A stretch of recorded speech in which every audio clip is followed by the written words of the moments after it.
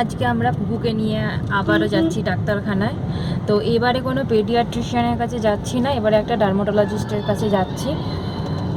দেখা যাক, ওর স্কিনটা নিয়ে আমরা খুব মানে প্রচণ্ড ভুগছি, ও ভুগছে আমরাও ভুগছি, বুঝতে পারছি না কিভাবে কবে মানে কিভাবে সারবে এটা।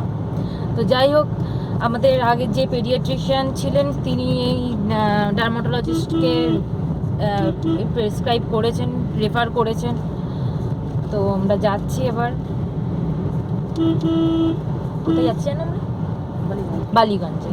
আমরা আবার যাচ্ছি বালিগঞ্জে। তো আবার আমাদের সেম ব্যাপার, দেরি হয়ে গেছে, 3:30টার সময় বলেছে যেতে, এখন বাজে 3:13, যেতে এখনো 1 ঘন্টা 1.5 ঘন্টা সময় লাগবে। মনে করে আশা করছি ডাক্তারকে দেখানো যাবে। আর এখানে পুপু রয়েছে, পুপু আধঘুম অবস্থায় মুখ কালো করে দেখছে। মা পুপুকে নিয়ে রেখেছে, আমরা সব তাড়াহুড়ো করে খাওয়া দাওয়া করে বেরিয়েছি। তো আমরা এবার ফিরছি, আমাদের ডাক্তার দেখানো হয়ে গেছে পুপুকে। তো পুপুকে ডাক্তার দেখিয়ে তো ডাক্তার অনেক কিছুই বললেন, যে ওর অ্যালার্জি টেস্ট দিয়েছে আর অনেক কিছু টেস্ট দিয়েছে, ওর কমপ্লিট হিমোগ্লোবিন টেস্ট দিয়েছে, আইজি টেস্ট দিয়েছে, আর ক্রিয়েটিন নিয়ে টেস্ট দিয়েছে। ডাক্তার বললেন যে এটা সারতে একটু সময় লাগবে, ও আস্তে আস্তে যত বড় হবে তত তারপরে গিয়ে মানে বড় হবে যত তত আস্তে আস্তে কমবে, এটা মেডিকেশনের মধ্যে ওকে রাখতে হবে। কি আর করা যাবে, এটা খুবই খারাপ লাগছে, ভালোও লাগছে না শুনে। স্কিনটা যা হয়ে রয়েছে মানে মানে এক এক সময় একদম ঠিক থাকে, আবার এক এক সময় এমন হয়ে যায় না, একদম ভালো লাগে না। যাই হোক, মেডিকেশন মধ্যে চললে হয়তো কমে যাবে, ভালো হবে, এটাই।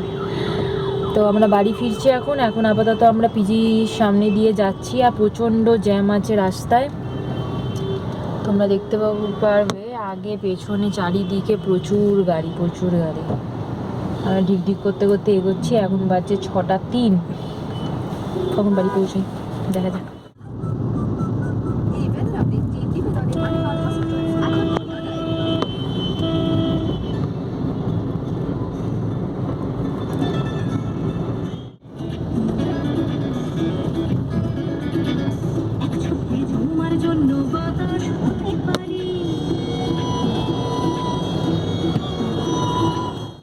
তো আজকে পুপুকে ডাক্তার দেখিয়ে নিয়ে চলে আসা হলো। আজকে এখন বাজছে 11:15, এখন আমি আবার কন্টিনিউ করছি।